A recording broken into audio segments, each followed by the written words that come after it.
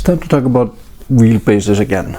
And as always, this is going to be super subjective. I mean, these are my opinions. This is how I feel about these bases, the input that they give me, and it may differ for other individuals. I am a rather casual sim racer. I do not spend a whole lot of time configuring my bases. When something feels odd, I'll go into the configs and try to get it right, so it feels right to me. And that's pretty much my experience with the software for these. With that said, I want to talk about my old base here, which is a Fanatec CSW 2.5, and my new base here, which is a Simagic Alpha Mini. Of course, the comparison isn't fair. This is a belt drive base and this is a direct drive base. And if you guys have seen my video about the Fanatec DD1, which I upgraded to a few months back, probably almost a year now,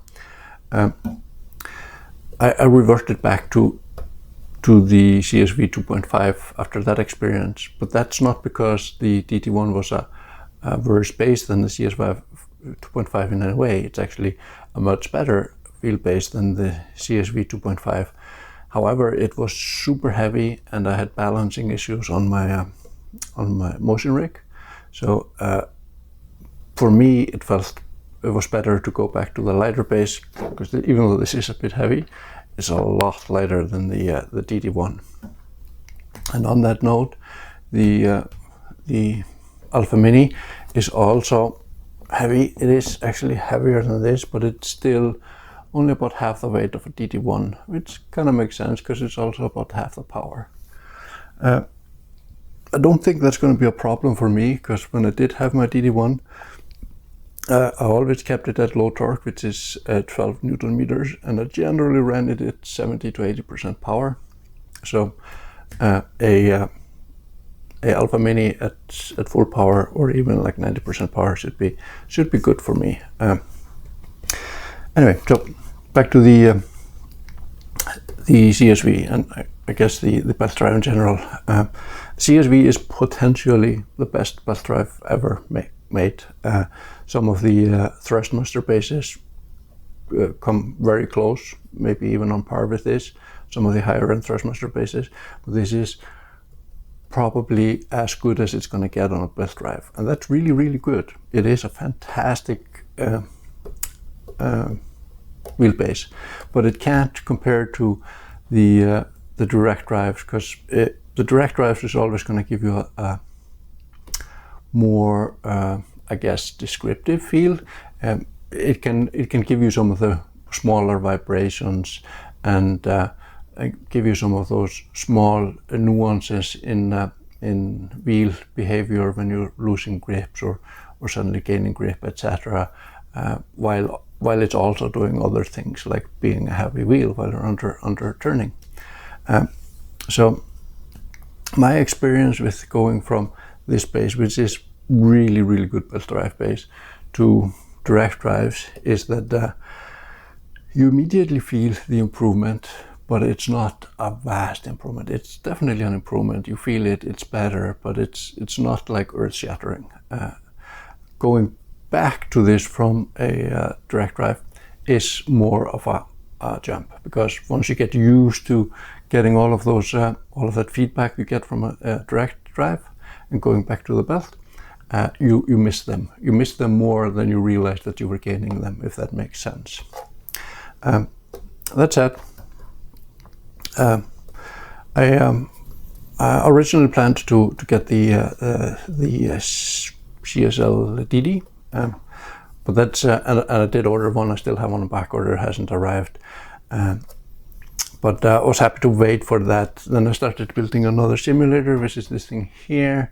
And I did not want to wait for the CSL DD for that, so I started looking around and I found these, which is the Simagic Alpha Mini, which just recently released. It's probably about a month old now, and they are more readily available.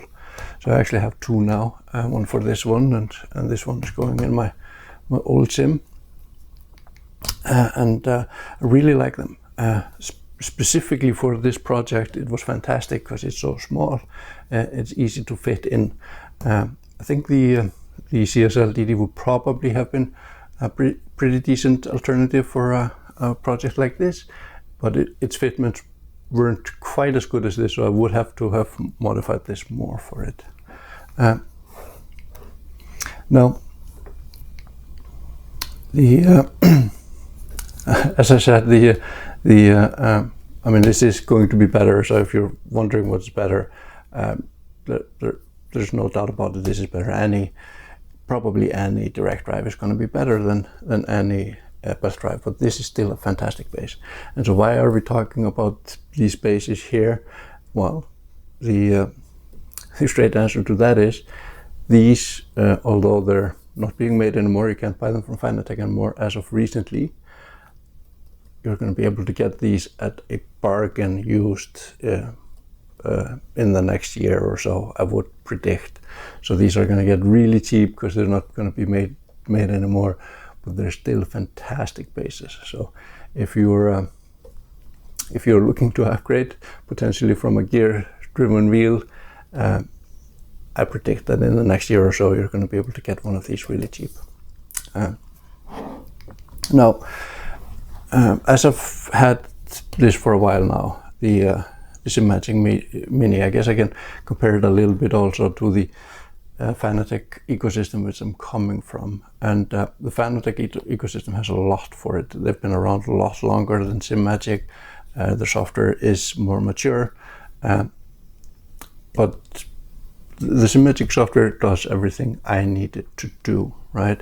So I don't really have any complaints there. I will say that first when these came out, people were complaining about overheating issues, which I believe got fixed in a firmware update. I haven't experienced those issues myself, so I can't really speak to them. But for me, one of the primary reasons why I would go for this over potentially a CSL DD with the upgrade kit, the power adapter, that would probably be very close to this in performance. That's 8 Newton meters versus this is 10. But and the CSL DD is cheaper. I think even with the upgrade on that, it's going to be about par in price what these retailed for, which I think is about $450 US. But so this is a little bit more expensive. It's a little bit more torque. Primarily for me, why this is a great hub is for wheelbase. Sorry, is because I do a lot of DIY. I build my sim here, but I also like to make wheels and stuff like that. And for a budget conscious DIYer, this is a great base. If you just look at the really quick on the quick release, which is massive. This is a quick release that comes with a base. You can see I've actually replaced it here. It's a really good quick release. It's actually, in my opinion, somewhat better than a Fanatec quick release. Which is probably why Fanatec is about to come out with a new quick release, because this is a little bit looser, this is a little bit tighter. I think this comes direct from Motor Racing. Well, I'm not really sure where this comes from, but it is pretty easy to replace, and I replaced it with this here, so that, well, for one, this cost $20. I like to build wheels, I like to have them around, and spending $90 for every wheel I want to build just on the quick release I feel it's a little bit excessive. Also, this didn't really fit my application for the sim here. So I got these off Amazon. They're like $19 and they're really solid. There's a little bit of play, slightly less so maybe than the Fanatec, but it's more than enough for me. It's pretty good. I'm happy with it. And so I swapped out the quick release here. Doing that allows you to do stuff like this, right? So this is a wheel that I made. Well, I didn't really make the wheel. I bought this wheel, which is a leather stitched wheel. Feels really good and solid, off eBay for like $30. Built a button box for it. and put a walker screen in it. So it's got the encoders, the buttons I want, and the screen in there, which I really like. It's one of my main requirements these days, to have a LCD screen in my wheels. But I built that wheel for under $100, and that's including the quick release. Can't really do that in the Fanatec ecosystem, because if you want to build your own wheel, which you can, you'll still need one of these guys, which is a podium hub. And just this guy will cost you $200. So that wheel that I just built for $100 is now a $300 wheel. So it does add to it. I guess you could potentially just put this on your base and mount a quick release to that, but you're going to have a pretty long shaft if you do that. Not entirely sure why Fanatec doesn't allow their bases to work with just a quick release attachment here, like just this part of it, rather than having to get this expensive electronics here. Not entirely sure. Maybe it's because some of the code for the wheelbases is actually in the wheel rather than the base. But I think really for that reason, I'm moving to this, because it's just better for me as someone that likes to build wheels, and this was my third wheel that I built.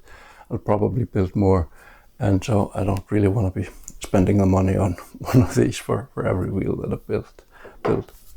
Also, these are just really solid and good bases. Not that Fanatec is any less solid or good bases. They're had fantastic experience with this, and the DD1, when I had that, was amazing. I can't really compare that to this though, because it's been almost a year since I had it, and that just wouldn't be a fair comparison. So anyway, that's my 3 cents on this rather heavy wheelbase.